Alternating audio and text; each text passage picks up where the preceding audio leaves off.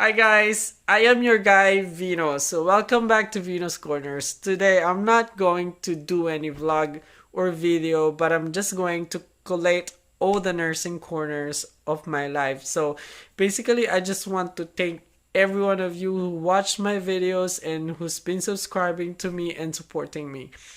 Thank you all, and I hope you're enjoying my videos and you keep on watching.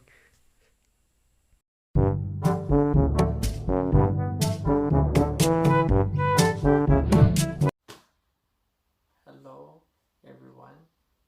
It's your guy, Vino. Hello, everyone. Hello, everyone. It's your guy, Vino. Hello,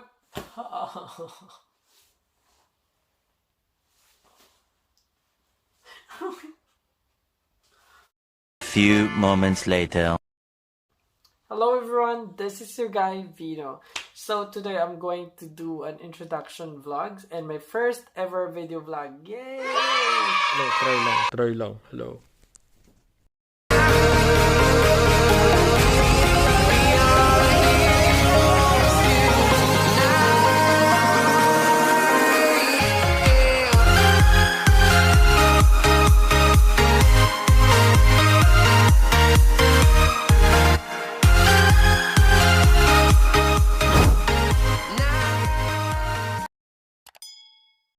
What are you going to expect on my vlog?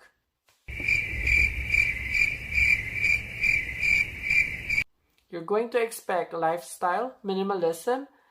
Also, I want to empower people. I want to empower new nurses, health education, daily living lifestyle in America and in New Zealand. Also, everything that is happening to me. Okay? Since I told you that this is my first ever video vlog, I'm going to introduce myself. But I'm not gonna do that by, narrating who am I, what I do. But I'm gonna do that with the help of this magic roleta, or ano man tawag dito, palabunutan. Yeah, so this box have a series of questions, and then I'm gonna answer it one by one.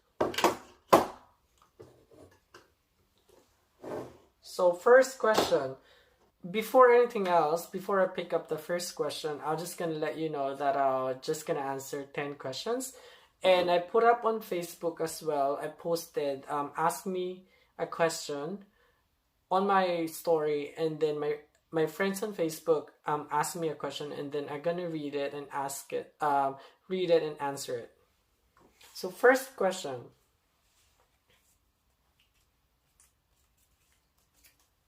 What did you want to be when you were small? What did I want to be when I was small? I wanted to be a pilot. My dad has been working overseas for 24 years until now. So when I was young, I always go to the third floor sa bahay, sa bubong, and then I always look at the sky, and then look at the airplane, and then I wanted to be a pilot. So yun, kaya lang unfortunately it doesn't happen kasi nung nag-high school ako lumabo yung mata ko, so I started to wear glasses, and I'm sure hindi siya tatanggapin pag nag-pilot ako, so and I end up being a nurse. But now malinaw na yung mata ko kasi nung nag-college na ako, after college nag-work ako, then nagpa-laser ako ng mata.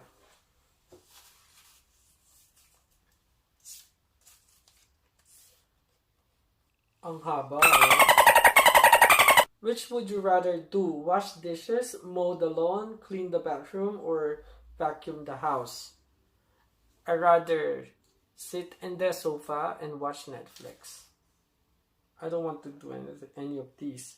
But if ever, I'm just gonna wash dishes. I don't want to mow the lawn, clean the bathroom, vacuum the house. Just wash dishes.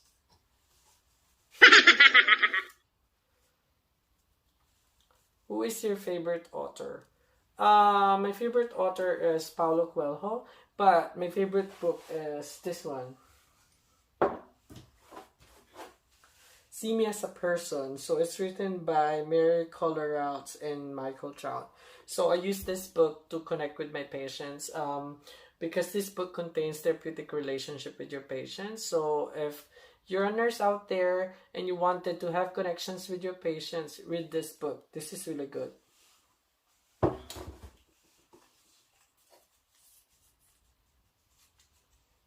If you could hire someone to help you, would it be with cleaning, cooking, or yard work? I think yard work. Ayoko kasi nagbubungkal-bungkal ng lupa. I rather clean the house, wash the dishes. Anyway, I do that every day. Pero yung magbungkal-bungkal ng lupa, kaya yung pinili kong bahay na tirahan ngayon is walang backyard.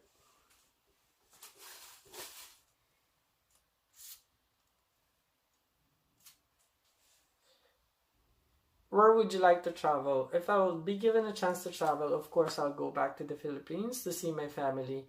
And next is I'll travel back to New Zealand. I'm a permanent resident of New Zealand and I'm a permanent resident of America, so I can travel back and forth. It's just that I'm not gonna do that at the moment kasi in New Zealand, close ang border nila. So kung resident ka, makakabalik ka, pero you have to quarantine for 14 days in a hotel. And I don't want to do that. And I think my life is in America now. So in the future, I'll travel back to New Zealand when COVID ended. 5 na. 5 na lang.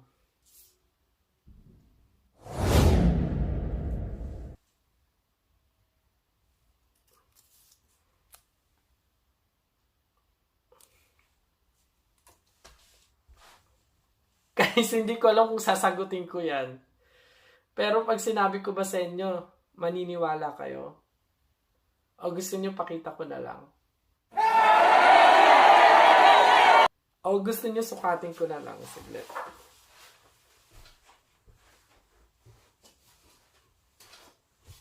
Ito yung ruler, guys. So, joke! Joke.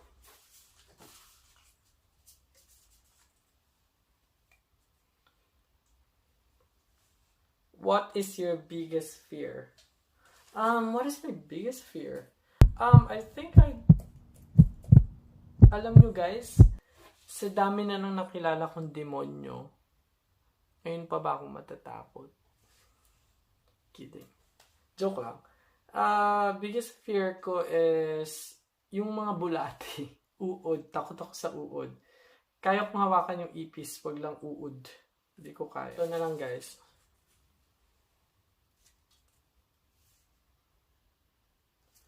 What is your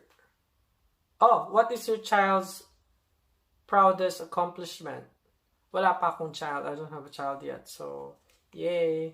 Nakasave ako ng 1, 3, 4, 5, 6, 7, 8. Dalawa na lang, guys.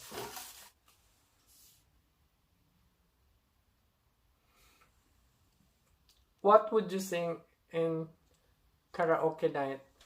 Uy, miss ko na mag-karaoke. Mahilig ako mag-karaoke. Yung mga kaibigan ko sa New Zealand na lagi kami nagka-karaoke. Hi sa inyo, sila Mia, sila RJ. It's My Life. Yun yung kakantahin ko, yung kay Bon Jovi. It's my life, it's now or never.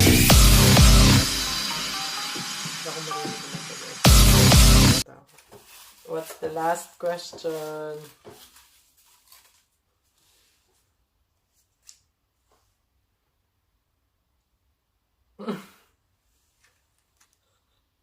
Craziest thing you've ever done. Guys, kung sasabihin ko sa inyo, mapapatawad niyo ba ako? Totoo. Ito yung kasing hindi ko makalimutan. Nung college ako, pauwi ako ng bus. Pauwi ako ng bus? Ano daw? Pauwi ako, nakasakay ako sa bus. Merong babae na yung buhok niya, pinapakain niya sa akin. Like, literal. So, nandun siya. Ordinary yung bus, tapos yung buhok niya, so, hampas-hampas sa mukha ko. So, ganyan ako ng ganyan. Hawi ako ng hawi. Tapos, wala siyang pakialam. Tapos, ginaano pa niya ako. Parang ginaganon pa niya yung hair niya. Tapos, parang dinidedma pa niya ako na wala siyang naririnig. Tapos, nagtutulog-tulugan siya. So, sobrang bad trip ko kasi pumapasok na sa bibig ko yung mga buhok niya, tinali ko yung buhok niya dun sa hawakan sa bus.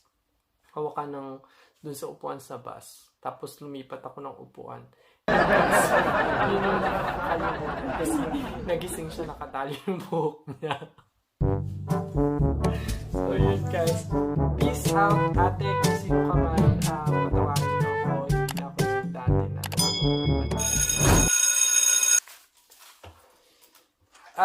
yun, so I'm gonna start reading naman ng mga question dun sa ng mga friends ko sa Facebook. So number 1 from Giselle Garonia, why you're so hot po? I don't know about that, Giselle, but I think I'm not hot kasi hot siguro kung may abs ako, this tone yung katawan ko, pero I think I'm cute. I think so. Joshua Bernardo Ramos, why nursing? Tulad yan sabi ko, gusto ko talaga maging pilot ng bata. So sabi ng mama ko, be a nurse. Because if you're a nurse, you can go abroad, you can, you know, we don't have a nurse in the family. Yun yung sabi na sa akin, we don't have a nurse in the family. Di ko makalimutan.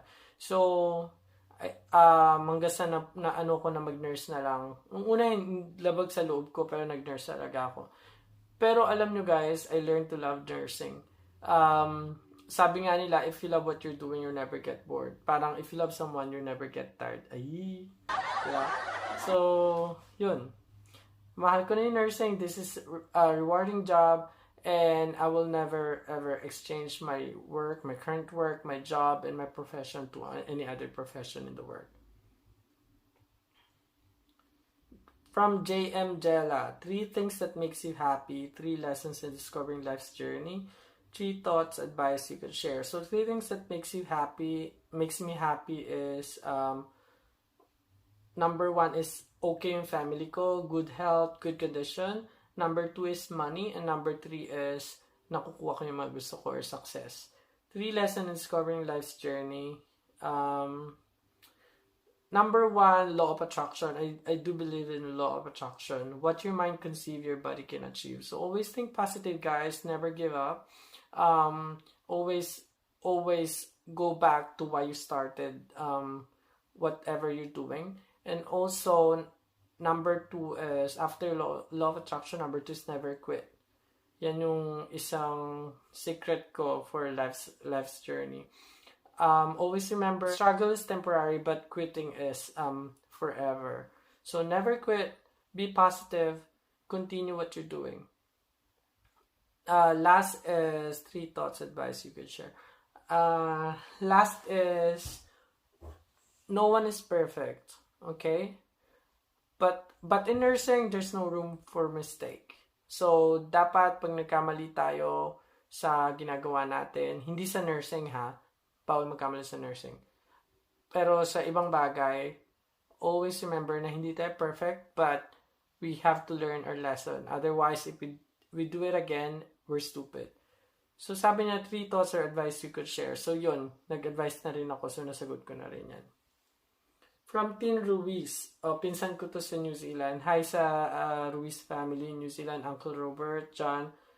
Sabi niya, how's your life there compared to here? Kailan ka kuya babalik dito? So, my life here is really different, Tin. Fast-pacing dito, unlike in New Zealand na laid back. Pero I think I'm young para sa laid back country. So, I like to be here. Also, I'm not gonna earn what I'm earning here in New Zealand. Kasi dito, pag nurse ka, mas malaki yung sahod dito. Kailan ka babalik, kuya? Kailan ka, kuya, babalik dito? Pag wala ng pandemic, I'll come back sa New Zealand. From Michael Lim, how to be you po? Hi, Kuya Michael, and hi, Shandy. Hi to your family. From Flas Floresta. Flas is my clinical instructor nung college. Sabi ko sa kanya, Flas na tatawag ko sa iyo kasi parehas naman tayo nasa US. Dito sa US, first name basis, and you're not my teacher anymore. Testawa siya ng tawa. So, sabi niya, what do you like to do on your free time or days off? I like jogging. I like reading book. I like watching TV, watching everything on YouTube. How adventurous are you? I'm very adventurous. Very. Sometimes, napapahamak na ako. Siguro pangatlong buhay ko na to. Tell us about your most recent adventure and the most memorable one. Most recent is yung kasama ko, investment ko. Hi to my best friend, Jessica Purcell Tuua. She's Samoan. She's currently in Brisbane, Australia, but she used to live in New Zealand, and we always hang out together. Yeah, we went to Waiheke Island, and that's really, really memorable kasi we had a time together before I left New Zealand.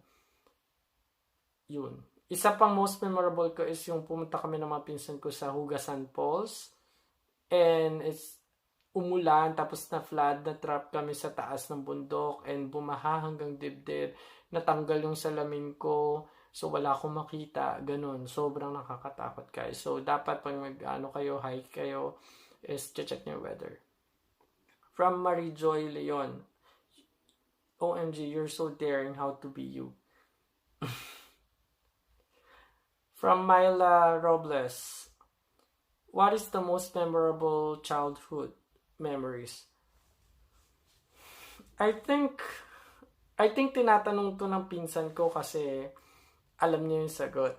So, nung bata kami, may picture ng parents namin. Yung mama ko at mama niya, magkapatid. So, si mama, medyo dark skin siya nung dalaga siya. Tapos yung tiyahin ko naman, mataba, chubby. So, parang sabi niya is, maitim yung mama ko. Tapos sabi ko naman, mataba yung mama niya. Tapos nagkapikunan kami, nag-away kami. Hanggang sa nauntog niya ako sa poste. Tapos, tumama to. Kita niyo ba guys, yung kilay ko, peklat, tumama dun sa poste. Dumugo. Then, yun, di ko makalimutan yun. Pero, naging super best friend kami ngayon. Sobrang pag nagkikita kami, nagtatawanan kami, tapos pinagtatawanan na lang namin yung nangyari. Ano nga guys, naglalagay din siya ng ganito para siguro sabi niya, ang ganda ng nangyari sa kilay ko, kaya naglalagay din siya ng guhit sa kilay. Ayun lang guys, so yeah, I hope na introduce ko yung sarili ko sa inyo sa first ever vlog ko. And I hope to see you again soon on my next video. Please like and share. And don't forget to subscribe on my channel, Vinos Corners. See you guys next time. Bye!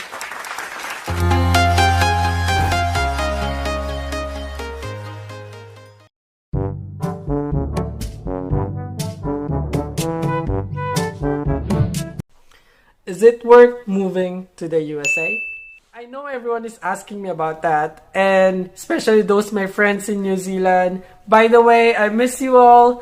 My friends and co-nurses out there in Aotearoa Tenakotoi. I don't know if I said it right. Oh, you are already in New Zealand. Why did you move to America? That is the most stupid thing you did. Lost the quality of life every Filipinos are dreaming. I can't believe you traded your life to America. That's what my friend's telling me. Hello everyone! Welcome back to Vinos Corners. Yay! And today, we will talk about America! Woo! By the way guys, this is your guy, Vino. Quick disclaimer tayo. Ito ay experience-based lamang, and the views and opinions in this vlog does not reflect any policy and procedure. Sa tingin nyo guys, pumunta ako dito sa USA para mag-suffer? Again, is it worth moving to the United States of America?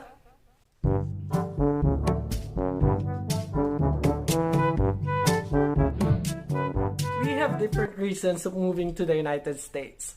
Some have family or married to Americans. Some are work-related. I am here because I think I am needed. Everyone knows that COVID is everywhere. I was in New Zealand and I never had any single patient with COVID. That's real talk. So, why did I move here in America? I came from a country with less and closely with no COVID at all. and I moved to a #1 COVID country in the world. Let's find out. Before, I was overreacting and so scared of COVID. Takot na takot ako. Parang every time na I heard, oh, this patient have symptoms, natakot ako na these patients will undergo dialysis or mapunta sa care ko kasi sa iba yung hysteria ng COVID sa New Zealand. Parang since they don't have COVID, some of the nurses as well, like me, I'm not prepared to handle COVID patient kasi wala talaga kaming COVID. Pero there was a point in my life na I think I need to do something. I wanted to be a solution to the problem. Ayoko maging isang palamuti lang na nurse ka pero wala kang nagawa kasi pandemic. Takot ka sa pandemic or sa COVID. That's the truth. That's the reason I moved here in America. But I also have a lot of reason to tell you guys. Kaya stay tuned.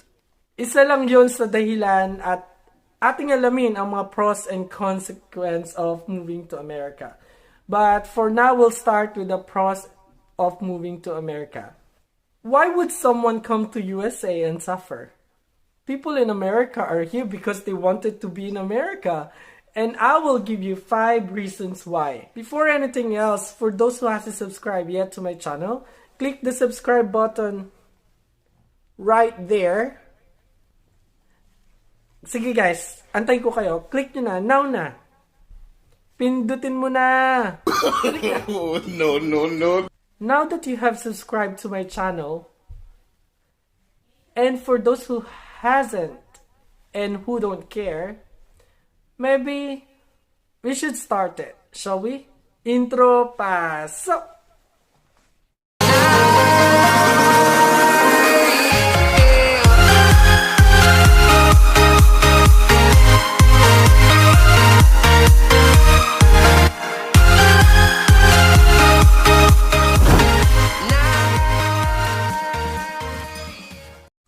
Let's begin the most obvious reason. Number 1. United States is the #1 country that is the #1 target of Filipino nurses because of salary. If you moved here through agency, of course, may cut sila sa sahod mo. Pero meron din naman mga No. If you move here through agency, of course may cut sila sa sahod mo. Meron din naman mga direct hire na ini-sponsor ng hospital or ng nursing home to come here. And pag direct hire ka, of course, hindi na babawasan yung sahod mo o wala silang cut doon. The advantage of working here is walang strict ceiling rate ang sahod mo. Rate will be depending on your salary and on your experience, of course. Isa pang advantage dito is kapag lumampas ka sa 8 hours, automatic yun na time and a half ka. Pag sinabi nating time and a half, guys, ito yung sasahuran ka ng mahigit sa normal hours mo at ito'y magiging kalahati sa... Oh, thank you.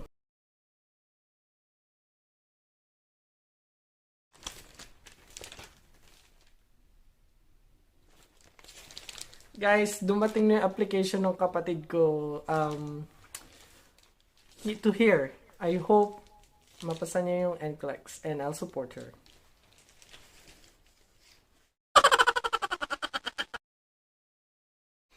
Ano ba yung time and a half? Kapag sinabing time and a half, ikaw ay babayaran ng more than half the price ng regular hour mo. For example, sabihin na nating sumasahod ako sa ngayon ng $60 an hour.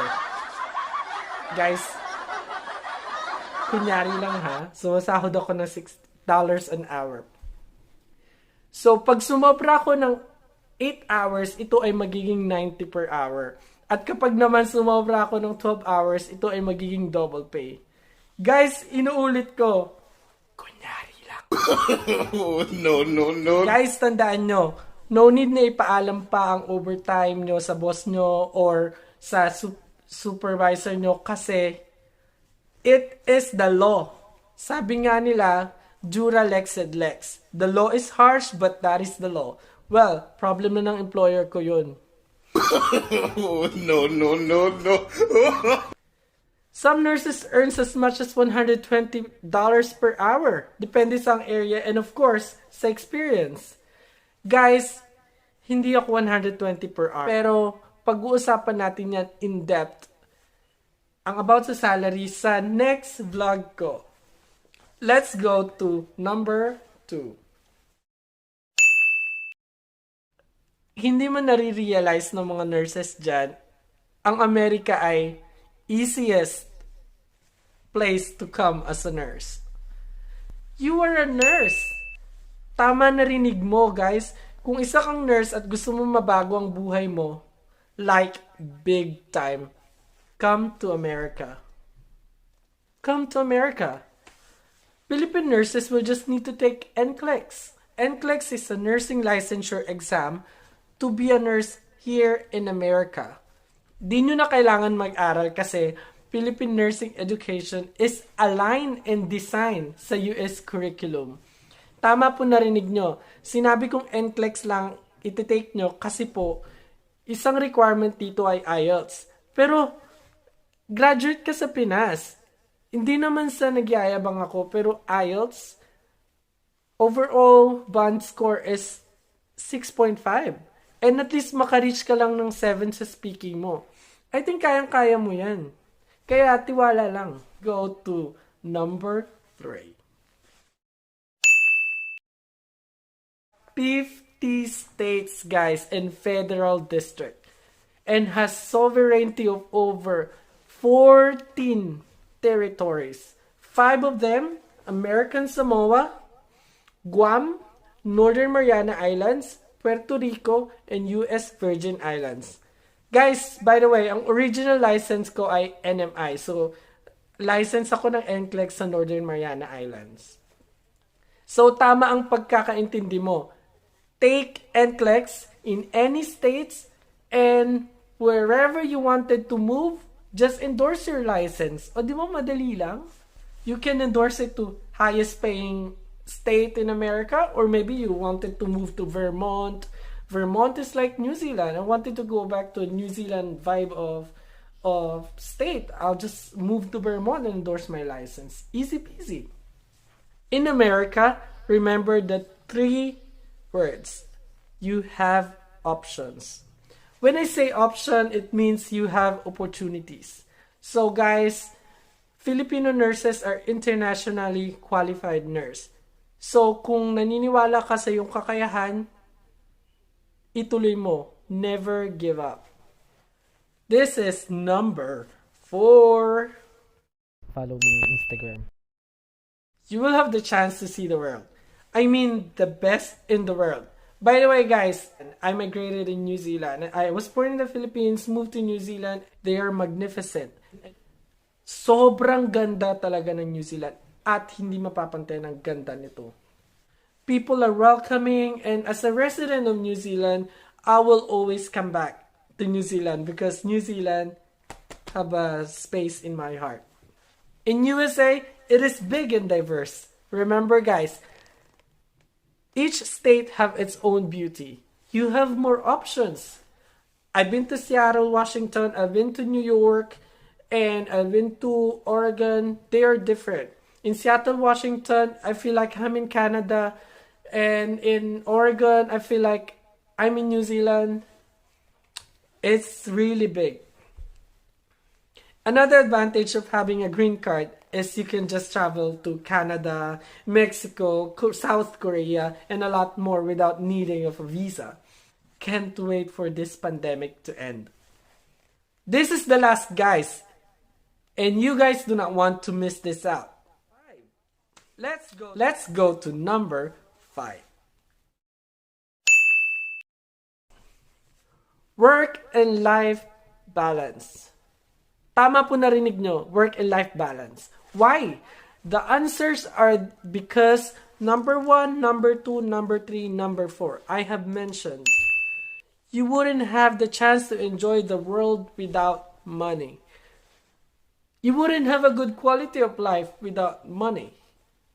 Healthcare here are very aggressive because you are paying insurance. Insurance will pay the hospital.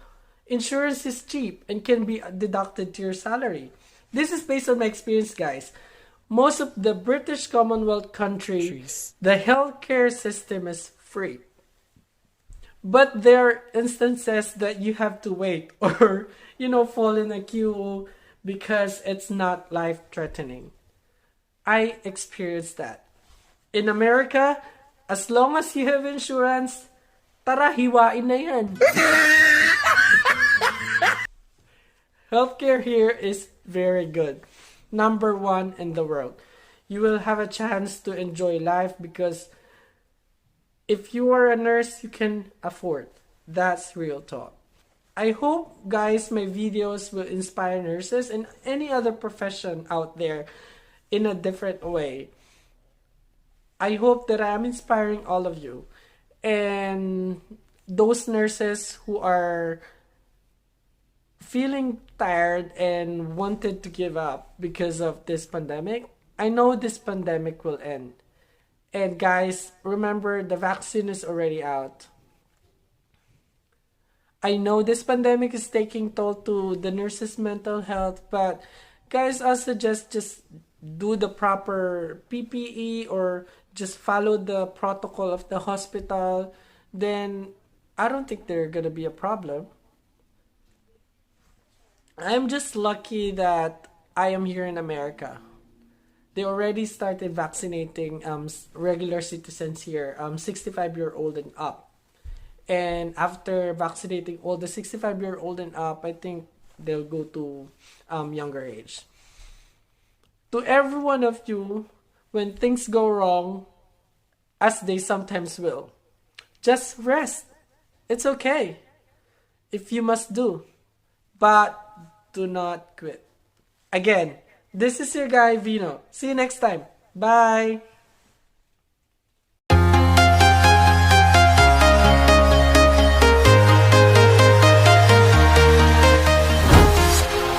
Walking alone.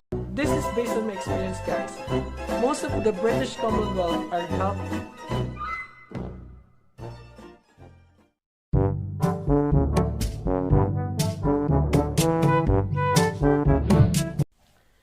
Magkano ba ang sahod mo bilang nurse?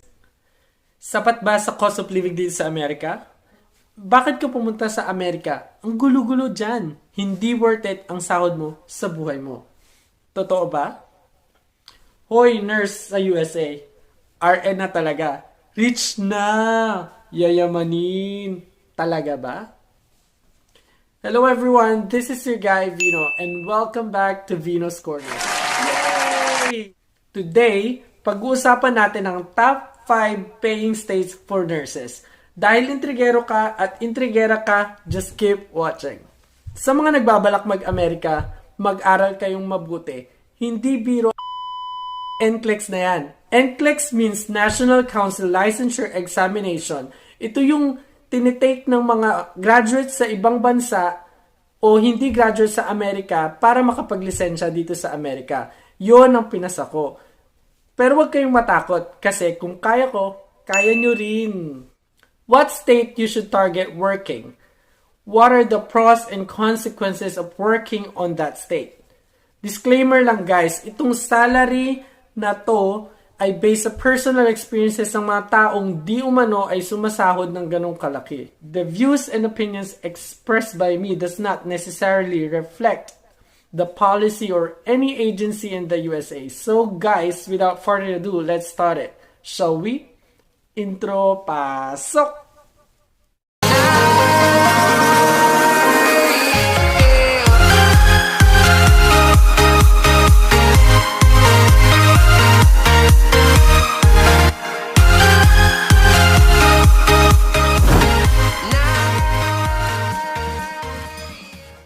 Top 5. Washington, yeah! Guys, I love Seattle. Amazing building, amazing people, of course the landscape. Guys, visit nyo yung kauna-unahang Starbucks sa Washington. Talagang mag-enjoy kayo. Unfortunately, Washington does not participate in the nurse licensure compact. So, kung pasado ka sa Texas and Texas is participating in the nurse licensure compact, hindi mo pwedeng gamitin yung sa Washington. Sad. Eto na nga, magkano ba ang sahod sa Washington? By the way guys, huwag kayong malilito. Washington and Washington DC are different. Pag sinabi natin Washington DC, it is the capital of America. And it is inside the District of Columbia. Ang sahod sa Washington ay tumataginting na $37 per hour o $86,170 kada taon. Wow! Let's go to number 4, Oregon. Average salary in Oregon is $42 per hour at tumataginting na $92,960 per year. Hindi naman lingid sa inyong kaalaman na ang Amerika ay may 50 states and kada state po ay may sariling batas. Sa Oregon, I remember nung nag-visit kami, pag magpapagas ka, may staff na magagas ng sasakyan mo. Sa ibang state, wala. Tulad dito sa California, ikaw ang magagas, ikaw ang maggagawa lahat. Ibig sabihin, kung ang lisensya mo ay nasa California, hindi pwedeng mag-practice sa ibang state or sa Oregon, unfortunately. Oregon does not participate to licensure compact state. So, kailangan mo mag-endorse ng license mo sa Oregon Board of Nursing. Napakaganda sa Oregon, guys. Para akong bumalik sa New Zealand. Ito yung mga picture ng travel ko sa Oregon. Pero guys, yung city ng Portland, iba din. It always top the nearly every list of healthiest cities because of surroundings in Oregon and yung culture din sa Oregon. Napakaganda. Let's go to top 3. What happens in Vegas stays in Vegas. Number 3 ang Nevada. Hindi lang yung lively casinos, bars, and beautiful sceneries, and beautiful beaches. I mean, yung beach. No.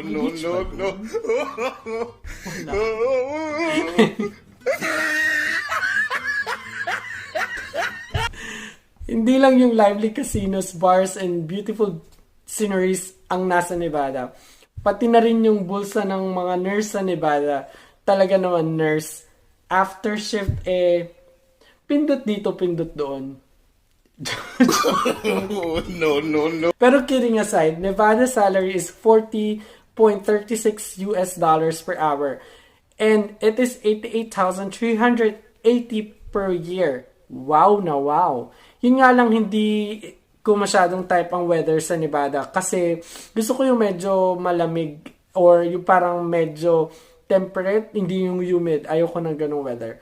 Which is sa Nevada, medyo deserty ang vibes niya. Sa Nevada sana ako guys mag-work, kaya lang something came up so hindi na natuloy. May kakilala ako sa Nevada na halos 5 ang bahay doon. Tapos yung iba pinapaupahan niya. Iba din, mautak si nurse. Let's go to top 2. Massachusetts. Guys, unfortunately, I never been to Massachusetts. Sad to say, pero hindi ko pa nga ito napuntahan, pero plano kong puntahan in the future. At I think mapupuntahan ko siya pag nag-enroll na ako sa Harvard University. Why not? No. The average salary for nurses in Massachusetts is $93,160 per year. And that is $40.58 per hour. Wow! Sana all! Guys, sa Massachusetts, all the pretty human inventions are there. And in Massachusetts, it is very innovative and also it is the intellectual hotbed. Siguro ang tatalino ng mga tao doon, no? Alam niyo ba guys na ang Dunkin' Donut ay nagsimula sa Massachusetts? way back 1950, ito ay sinimulan. At ang favorite ko sa Dunkin' Donut, of course, yung Boston Cream. Kaya nga ito tinawag na Boston Cream. I'm not going to sugarcoat this, pero living in Massachusetts, especially in Boston or Cambridge, isn't cheap. In fact, it's rather expensive. Siyempre, ito na. Ang top 1. Walang iba kundi ang tarang! California! Yay! Average salary in California is $113,240, and the average salary here in Northern California is $48.30 an hour, guys. Totoo po yan, lalo na sa Bay Area. Kung naririnig niyo yung sinasabi ng Bay Area, kasama po dito ang San Francisco and also yung mga nasa Northern California. Always remember, guys, na ang salary na to is dependent pa rin sa area or sa experience mo. I heard na South California ay medyo a little bit mababa ng kaunti. I think it has something to do with the cost of living. But in Southern California, there are a lot of opportunities for nurses. Speaking of cost of living, based on my experience, manageable naman ang cost of living dito sa California. Housing is manageable as well. Unlike sa New Zealand, talagang massive difference sa housing. Ang mahal po kasi ng housing sa New Zealand, hindi ka makakabili basta-basta. Kahit nurse ka, lalong-lalo na. In California, ang gaganda ng mga beaches. Oh, no, no, no, I mean, dalampasigan. no, no, no, no. Favorite ko yung Golden Gate Bridge dito. Pero, bakit ba ito tinawag na Golden Gate Bridge? Eh, hindi naman ito gold. Siguro dapat tawag doon Bloody Red Gate Bridge, di ba? Joke. Balik tayo. Ang isa sa mga nagustuhan ko sa California is ang daming Pinoy. Ang saya-saya, di ba? Minsan nga, ibang lahi nagtatagalog na eh. I was inside the restaurant and this Mexican was talking to me in Tagalog like, kumusta kuya? So, nakakatuwa. Ayun guys! Now that I have shared with you the 5 top highest paying state for nurses, I hope meron kayong natutunan at I hope meron na kayong something in your mind na gusto nyong state kung saan nyo gusto mag-settle. Magbabasa ako ng mga comments bago natin i-end ang video na to.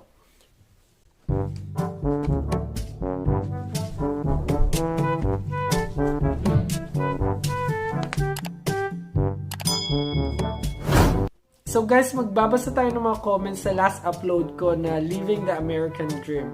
So guys, panoorin niyo itong video na to. Sabi ni Myla Kang, nakaka-encourage naman sir yung mga sinabi mo. Parang gusto ko mag-aral ulit at mag-take ng nursing. Myla Kang, follow your heart.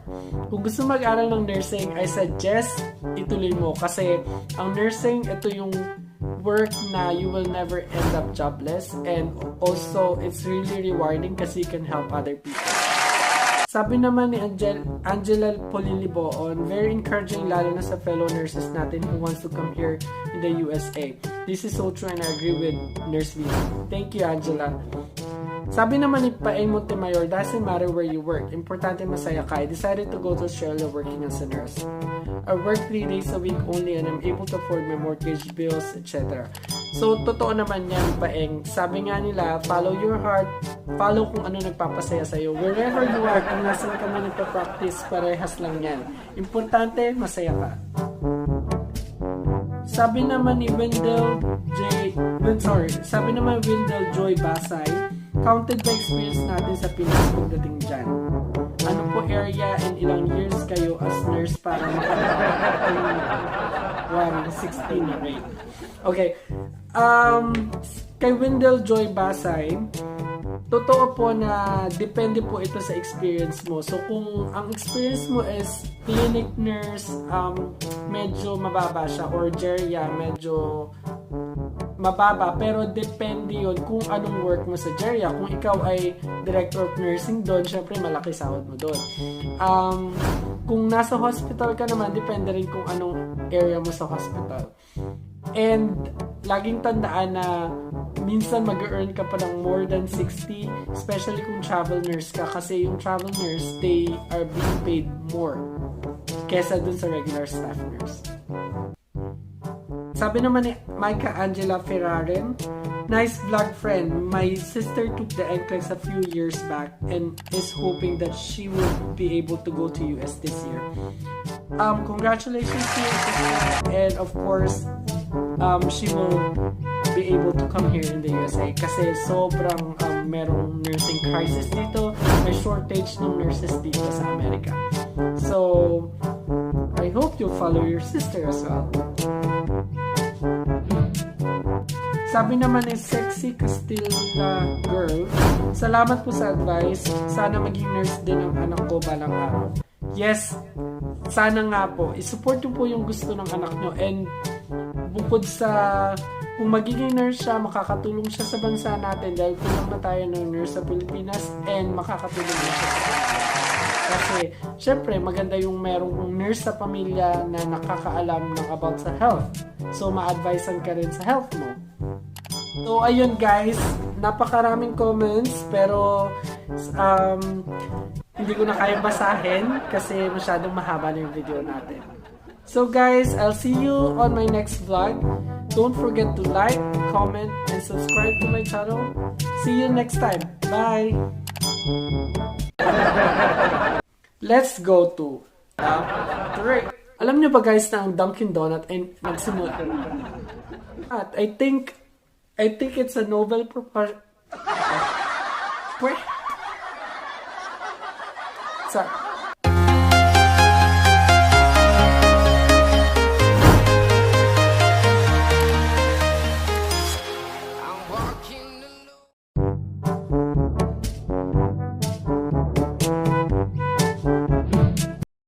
Hello everyone, this is your guy, Vino. Welcome back to Vinos Corners. Yay! And today we are in a nursing corner. And we are going to talk about the most common interview questions in the district health board. We are not going to talk about, tell me about yourself, where do you live, how old are you? That is very common. Those questions are very common and they will not ask you. There's no challenge for that questions. First, I wanted to advise everyone to don't forget to pray before coming to your interview. That will give you more confidence. Also, be humble and honest in answering the questions. Without further ado, let's start it. Intro, pasok!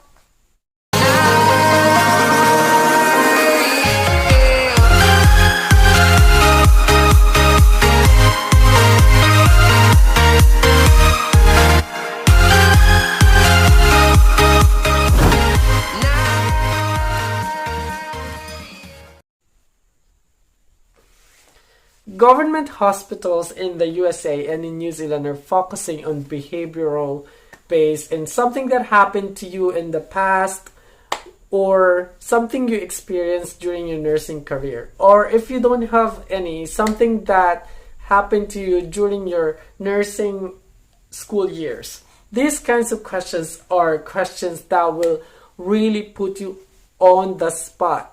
So, if you are interested, please stay tuned. Question number 1. Tell me a situation wherein you had a conflict with a colleague or a family or a patient, and how did you resolve it?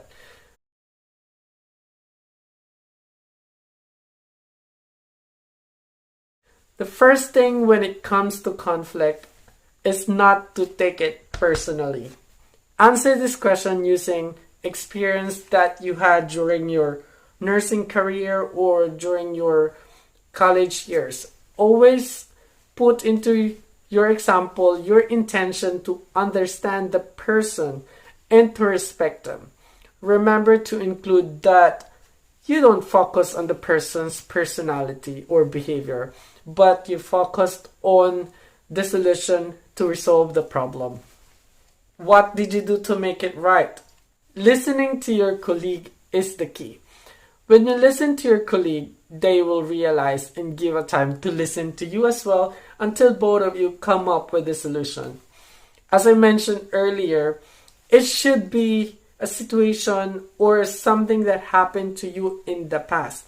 That is really important because the questions are situational or behavioral questions. Example are based in a reflection of what happened to you. Remember my mnemonics. Come. C for compose yourself. A, ask what seems to be the problem in a polite way.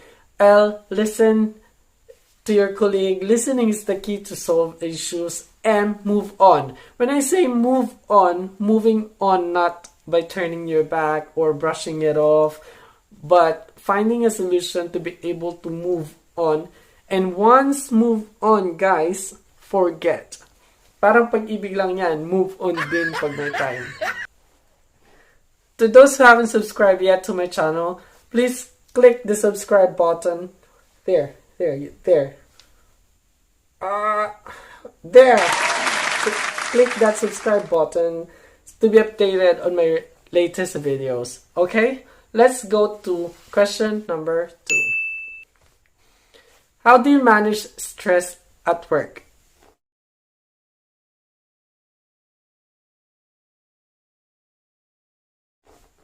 I think I'm always stressed at work. For me to be able to manage stress at work is not to work.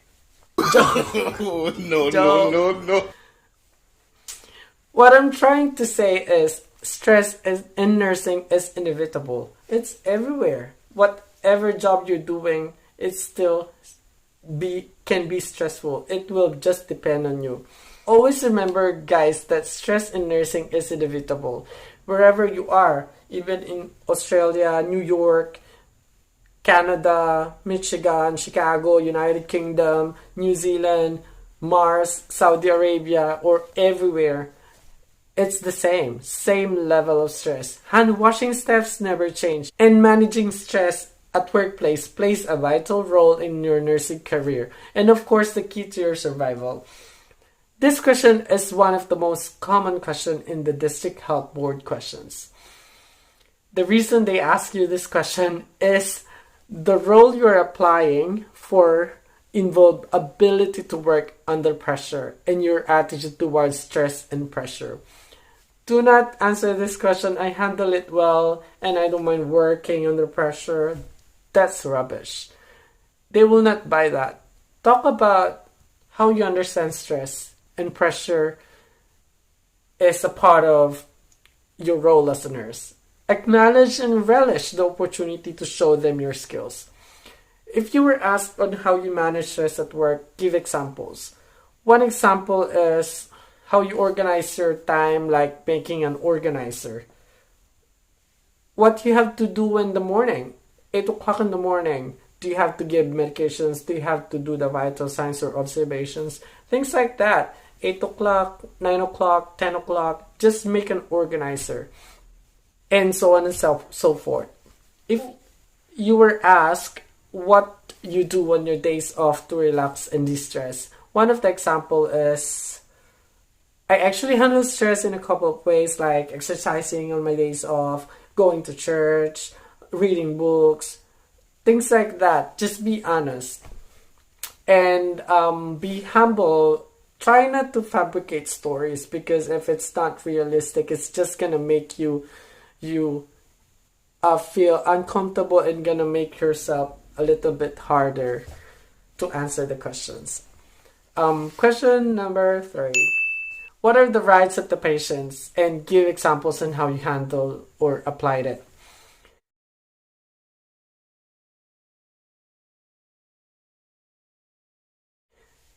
The rights of the patients are the right to be treated with respect, right to obtain medical records, right for privacy of your medical records, right to make treatment choice, right to inform consent, right to refuse, right for to make decision on their end life, and others, a lot more. So don't get confused. And also remember, there's a follow-up questions that give examples on how you applied it.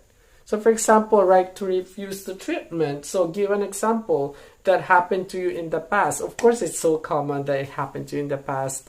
Patients refuse to be treated. This is very tricky because there are also 10 rights for drug administration: right drug, right patient, right dose, right route, right time and frequency, history, assessment, right drug approach, and right to refuse. So don't be confused. Question number 4.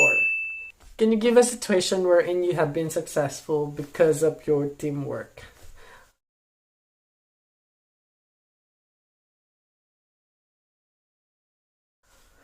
On this question, I advise not to focus too much on yourself.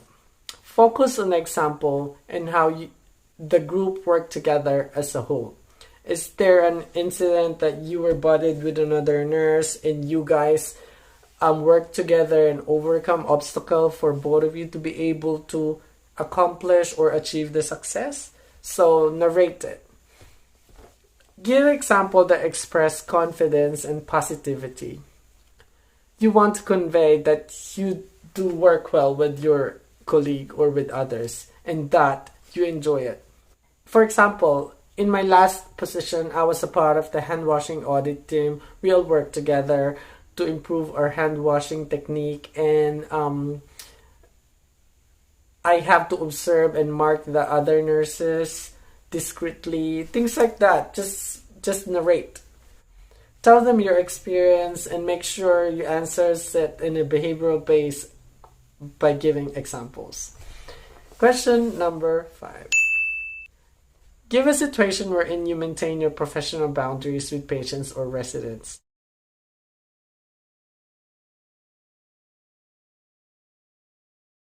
When we say residents, for those of you who are working in nursing homes, we call the patients as residents. Always remember that nurses top national polls of the most respected and trusted person. Example of behavior that crosses the boundaries between nurse to patient is discussing intimate or personal issues with a patient. Emotions are personal and a normal part of who we are, but we always remember that you as a nurse in the hospital, you are there to work and not to make friends. Cite an example that the patient kind of invade a little bit of your privacy and how you handle it. Like patient asks your Facebook account, refuse and say you are adhering to the hospital policy, but of course say it in a very, very nice way. Do not perform additional favors for clients outside of the scope of your role as a nurse. Those are the 5 DHR questions that will put you on the spot. I hope you guys learned something on this video. Don't forget to like, comment, and subscribe on my channel to be updated on the nursing corner of my life. Bye guys!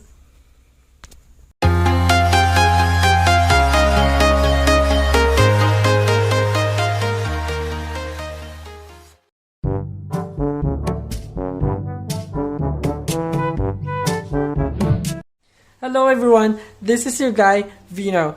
Welcome back to my Vinos Corners. It's been just yesterday that I made my recent vlog, and today, I'm feeling energetic to share you guys my knowledge on how I endorse my Saipan license or any US nursing license to California.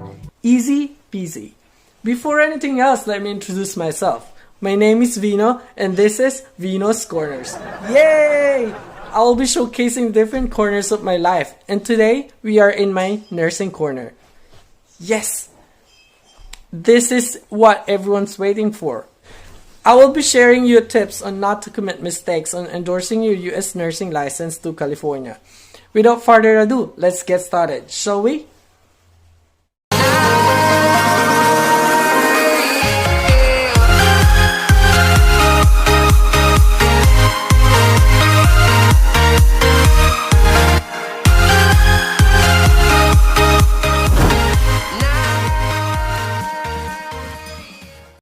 Tip number 1.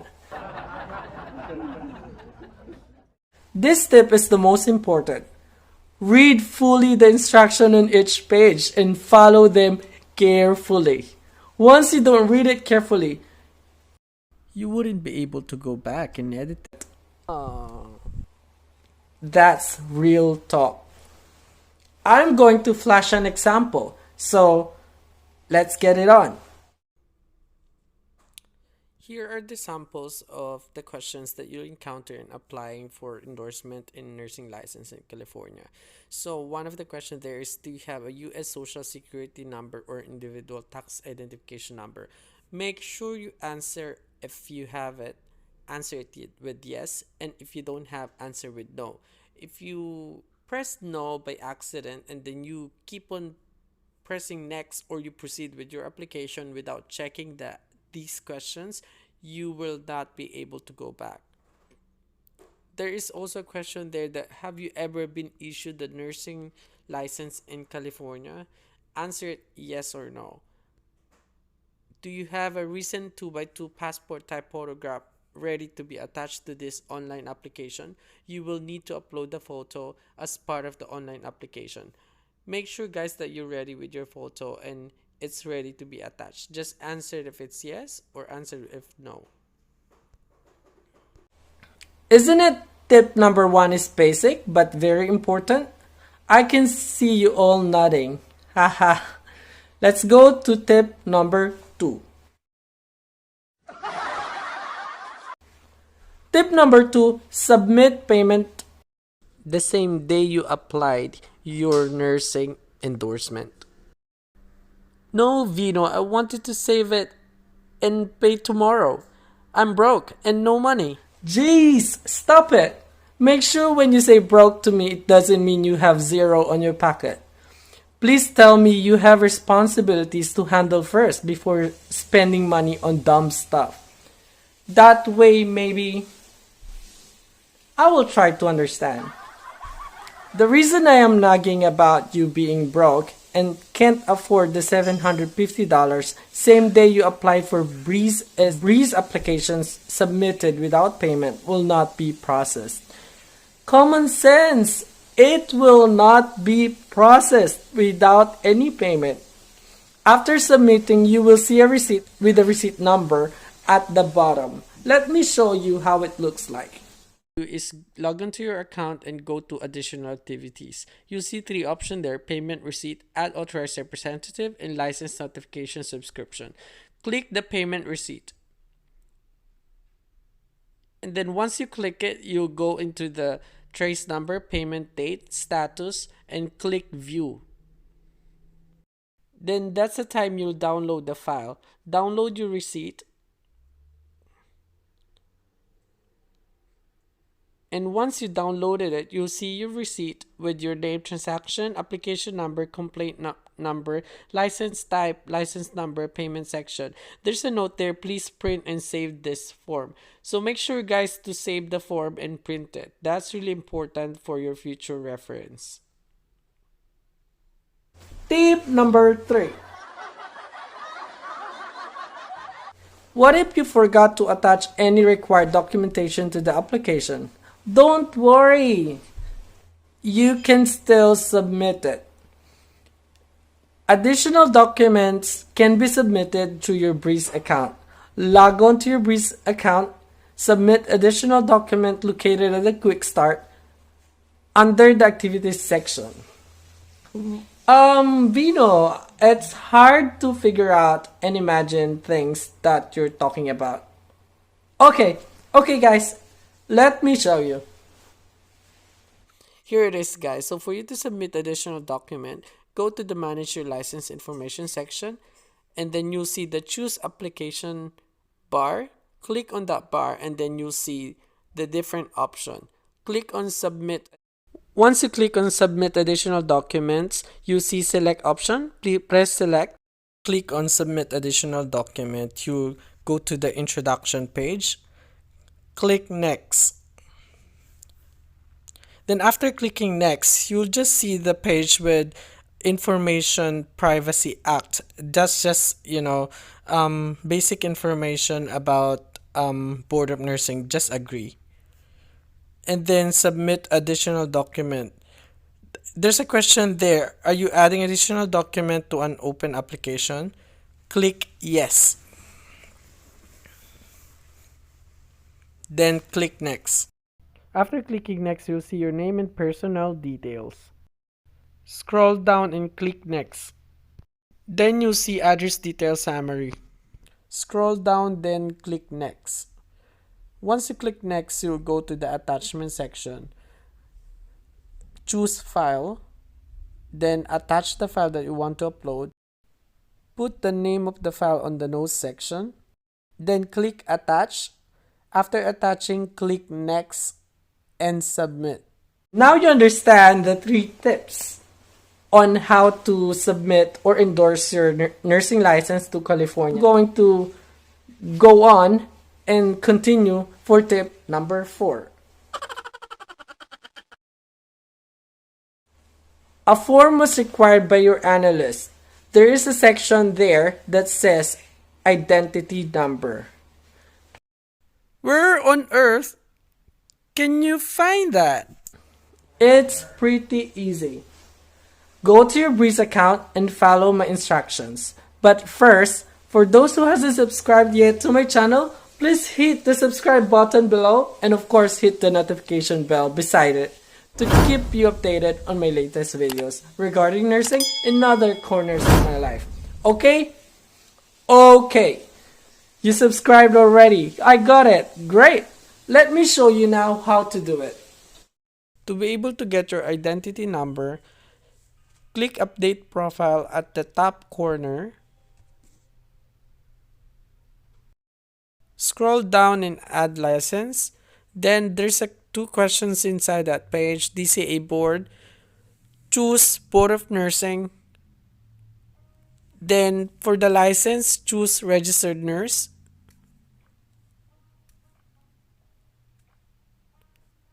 Then click Next. There will be series of questions inside the page. Answer the question, social security number and date of birth. Click I am not a robot. Then click Next. Then you'll see your identity number. Wow, that's amazing, Vino. You've done and tell us really well. Thank you so much. Now, let's proceed to tip number 5. You wanted to work even though you have not received your endorsement verdict yet. You can still work as RN. Have you heard about EMSA? Emergency Medical Services Authority? They are the authority who allows unlicensed RN in California according to the executive order released during pandemic. That is something great, isn't it? And I will discuss about it on my next vlog. If you submitted your endorsement already, you can request a temporary RN license and that will be all can be done through your Breeze account. I hope future RNs learn something from this vlog. I might be taking your time too long. Always remember you got your guy here, Vino, in the corner, and I am open for your comments for my next vlog topic. See you all again. Bye!